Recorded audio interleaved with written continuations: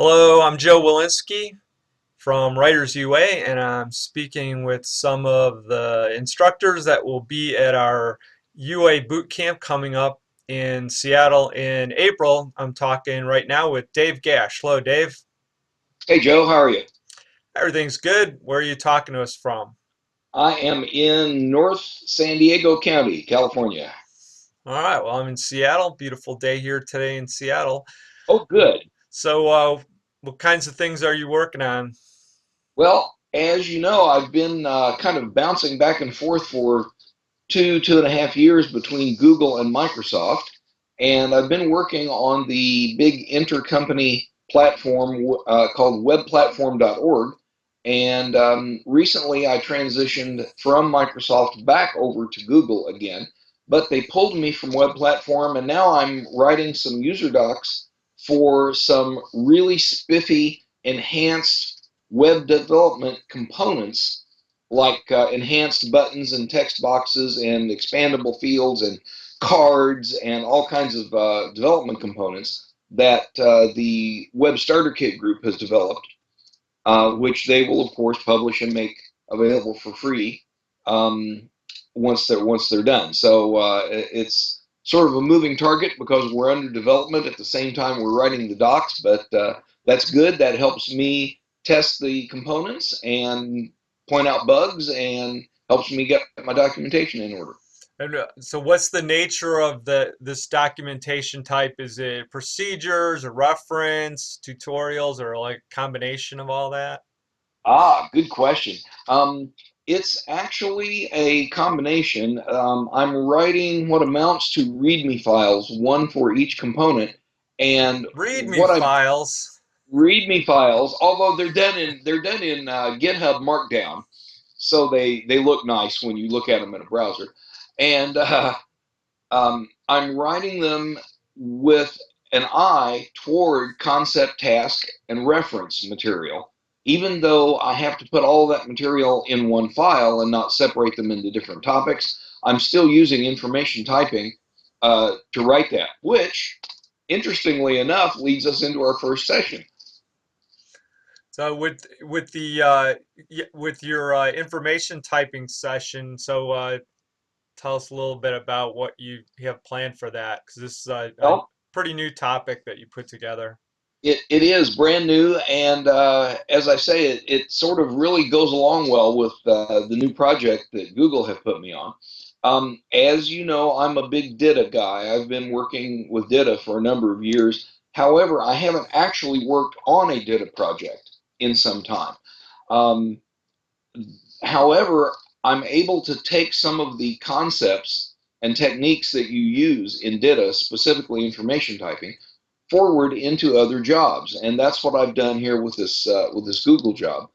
The information typing session is going to point out, um, apart from data, why information typing is important, what it is, how to identify different kinds of information, and in fact, how you can um, include different specific information types in a topic without conflating the types, without merging them and mushing them all together so that it's hard for the reader to get the information out of the topic.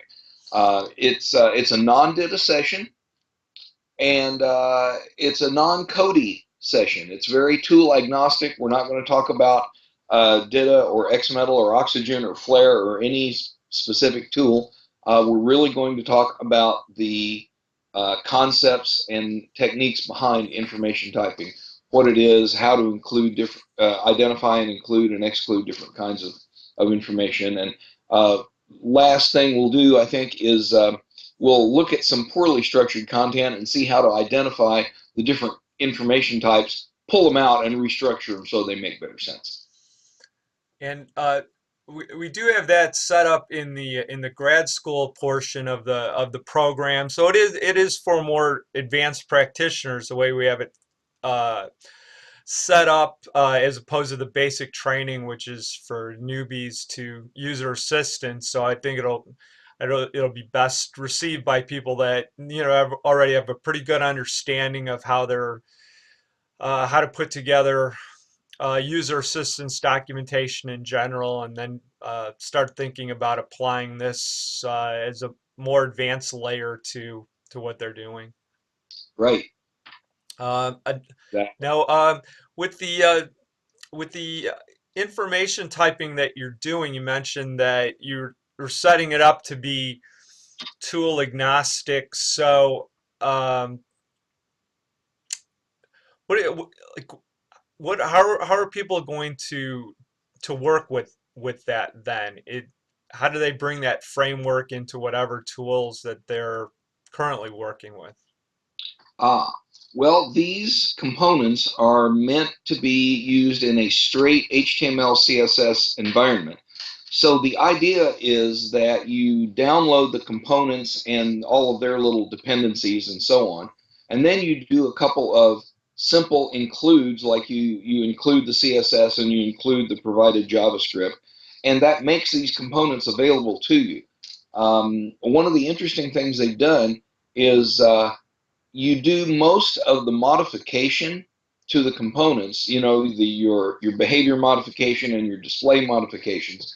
You do most of those by applying CSS classes so that you get not only visual differences, but you get actual behavior click and drag types of activities assigned by just assigning the CSS classes. So they've done it in a very clever and transparent way. And from my documentation, I have to approach each component in an information typing mode so that I do kind of an introduction and background concepts. Then I do sort of a task section that explains exactly how to include that specific component. And then I do some reference material, including tables of the different classes and what's required and what's optional and what a different options and settings you have available to get the differences in the components. So it turns out being very information type-ish because I approach it from a concept task reference standpoint, even though I'm putting all that information in one physical topic. All right, cool. Well, yeah, I'll be interested to see how that turns out when you're talking about it here in Seattle. Uh, you're also been working on a topic related to web fonts. So what's going on with that? Well, that's an interesting session to me. It sort of addresses a problem that I've kind of had an attitude about for a while. To me, web fonts, the new CSS3 font face rule sort of solves a problem that to me shouldn't have been a problem in the first place. I've always felt like we should be able to do this to use specific fonts in a web page, but as you know, that's difficult to do. There are workarounds like where you capture an image that has the words in the font and you do image replacement. And there are a couple of workarounds, but they're not very good, most of them. Certainly not for large sections of text. So I was really thrilled when I saw the font face directive in CSS3, and I feel like it solves that problem and very handily actually. It's very logical. It's straightforward. You include the CSS and you put the font files in different formats on your web server, and you include them and you use them. It really works very nicely.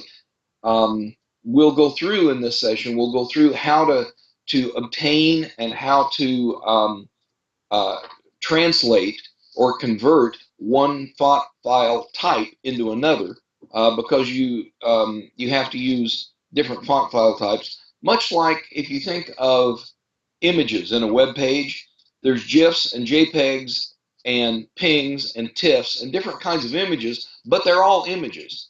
They all have to be treated slightly different by the browser. And fonts are like that.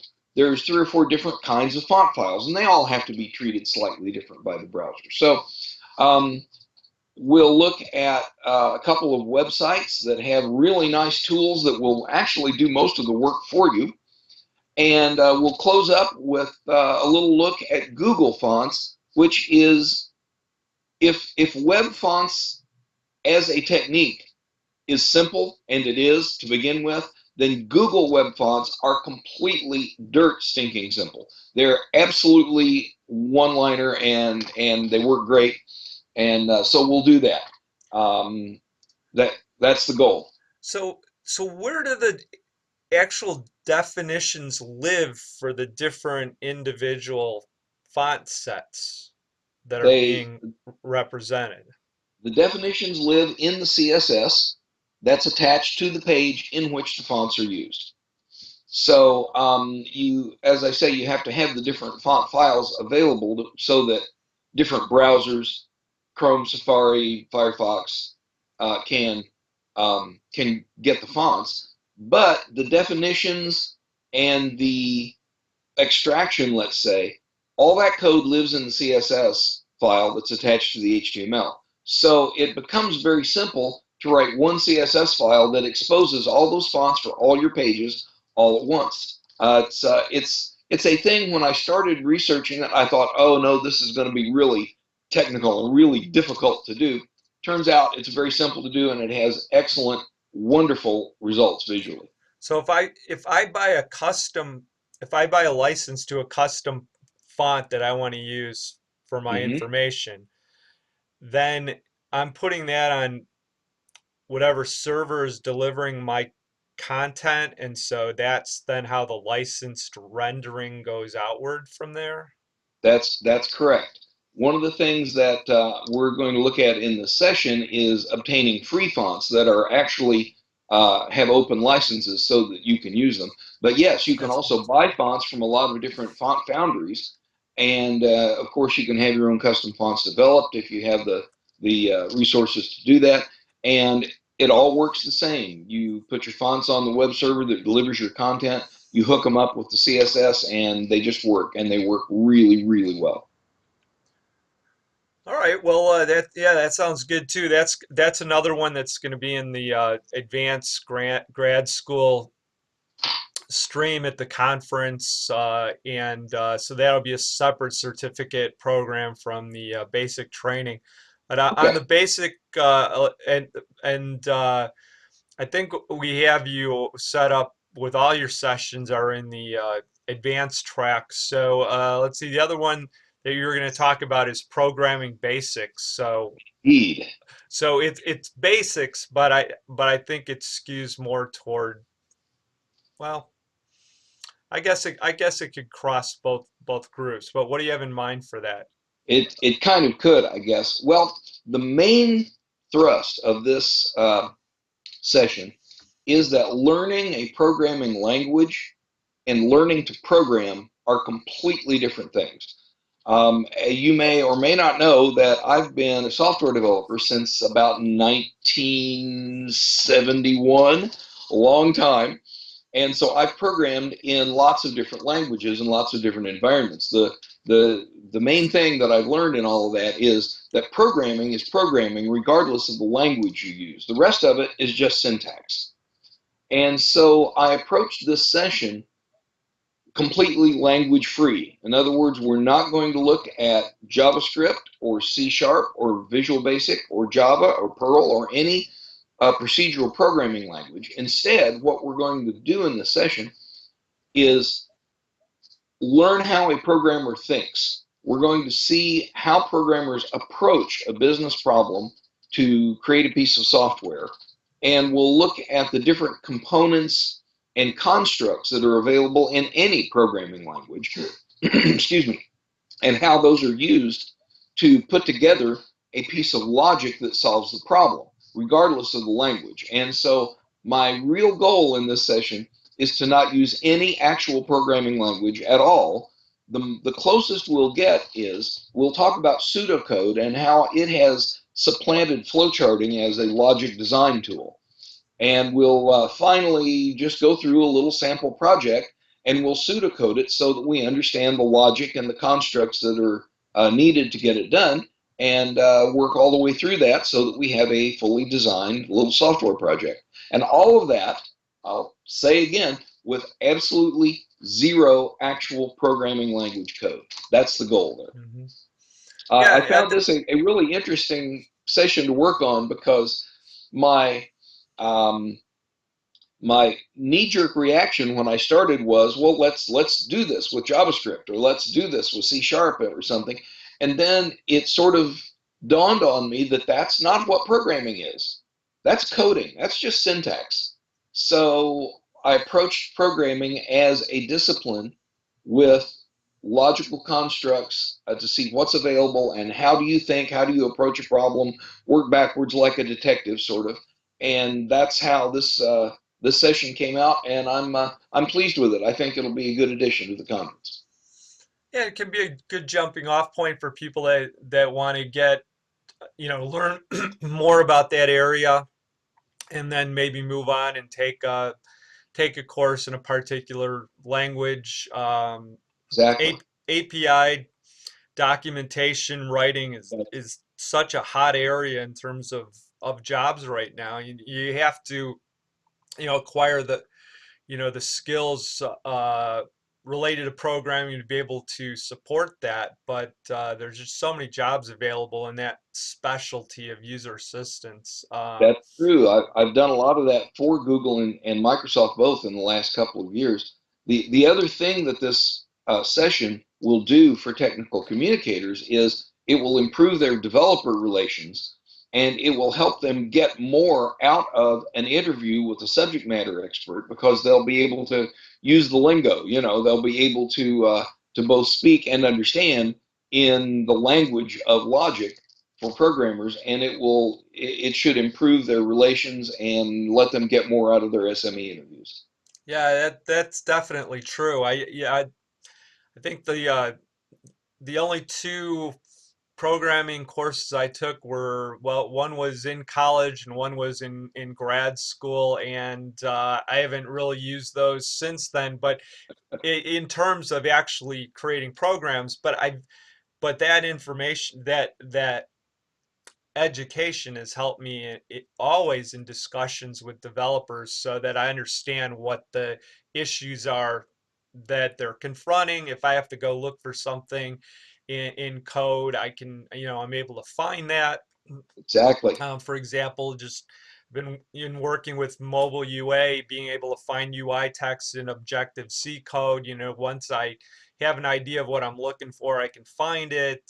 Yeah, You understand what arrays are and loops and things like that, and you're more confident about your ability to have an intelligent conversation about how software is developed. absolutely. And that's the goal of this session. And in fact, this is the one that you specifically asked me to develop, and I'm really glad you did now because it turned out to be quite an interesting session to do. Well, cool. Well, thanks for taking a few minutes to chat with me today, and we'll see you in April in Seattle. Absolutely. I'll be there. Thanks. All right. Thanks, Dave. So long, Joe.